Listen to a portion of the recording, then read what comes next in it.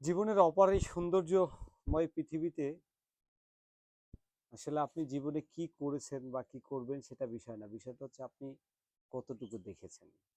এই অন্তিম পৃথিবীর বিশাল সৌন্দর্যের মালা থেকে আপনি কতটুকু ভোগ করেছেন।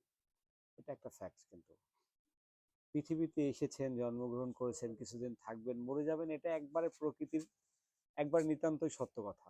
তো এই জায়গা থেকে আমার দৃষ্টিকোণ থেকে যে বিষয়গুলো মনে হয় আসলে আমি কতটুকু অর্জন করতে পেরেছি, নিজের জন্য কি করেছি, আর এর সাথে সাথে আমি আখিরাতের জন্য কি করলাম। তো কথা হচ্ছে পৃথিবীটাকে ঘুরে দেখুন। পৃথিবীটা অনেক সুন্দর এবং আমার মনে হয় যত ঘুরবেন তত আমার আল্লাহর প্রতি আস্থা অত বাড়বে, অতটা আরো বিশ্বস্ত বান। আসলে আল্লাহ তাআলা তার সুনিপুণ কারুকার্য দিয়ে পৃথিবীটা যে কত সুন্দর করে গড়েছে সেটা আসলে বলে শেষ করা যাবে না। আমি এই মুহূর্তে হরিণাঘাট একটা ওয়াচ টাওয়ারের একেবারে পঞ্চম তলার উপরে আছি। আমার পিছনে দেখেন, মনে হয় কি আমি একটা জঙ্গলের উপরে বসে আছি। তো আসলে এই ফিলটা আপনি কিন্তু যেকোনো জায়গায় নিতে পারবেন না। আর এরকম প্রকৃতিতে না আসলে আপনি একটা বিল্ডিং এর ৫ তলায় উঠে কিন্তু এই ফিলটা নিতে পারবেন না।